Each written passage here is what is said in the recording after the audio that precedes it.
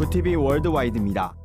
도널드 트럼프 미국 대통령이 공립학교에서 성경 수업을 회복시킨 것이 훌륭하다고 말했습니다. 미국 크리스천 포스트에 따르면 트럼프 대통령은 자신의 트위터 계정에 많은 주들이 학생들에게 성경 읽기 수업을 소개하고 공부의 선택권을 줬다며 이는 아주 훌륭한 일이라고 추켜 세운 겁니다. 하지만 교회와 국가 분리를 위한 미국인 연합은 이 법안이 학생들에게 기독교를 강요한다고 주장하면서 반대하고 있습니다. 마이크 폼페이오 미국 국무장관이 2월 말에 북미 정상회담을 할 것이라며 회담 개최 의지를 강하게 내비쳤습니다. 이는 북미 양국이 고위급, 실무급 회담을 잇따라 열고 있는 가운데 2월 말 회담 개최를 공식화한 것으로도 풀이됩니다. 폼페이오 장관은 2차 북미 정상회담의 기초 공사를 위해 아시아의 어느 지역에 이미 팀을 파견했다고도 밝혔습니다.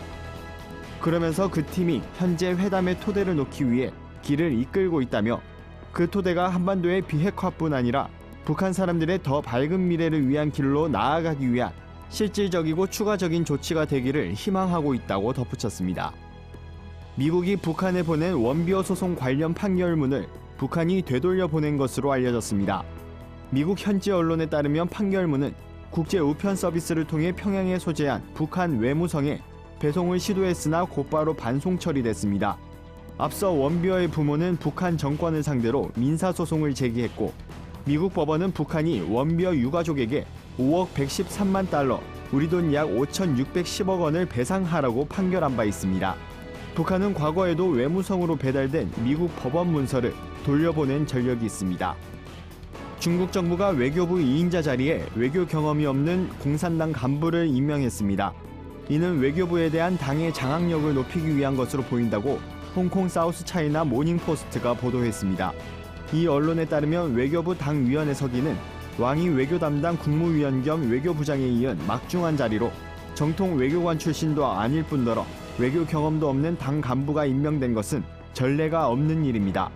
산시성 출신의 치위 신임 서기의 임명은 중국 외교에 대한 당의 장악력을 높이기 위한 시진핑 중국 국가주석의 포석이라고 전문가들은 분석했습니다. 관광객들이 템플스테이 등으로 많이 찾는 일본의 한 대형 사찰의 승려가 SNS에 한국인에 대한 욕설 섞인 비방을 해 물의를 빚고 있습니다. 일본 언론들에 따르면 와카야마현 고야산에 위치한 곤고부지 소속 승려는 자신의 트위터에 올린 글에서 한국인들은 개인적으로 사귀면 기분 좋은 녀석들 뿐이지만 거기에 국가나 조직이 얽히면 귀찮게 된다며 한국인 3명이 모이면 최악의 쓰레기라고 적어 원색적인 욕설을 한 겁니다. 승려의 혐한 글에 대한 비판이 쏟아지자 곤고부지 측은 홈페이지를 통해 종무총장 명의로 유감의 뜻을 표하며 상처를 입은 분들에게 사죄한다고 밝혔습니다. 구티비 월드와이드 오현근입니다.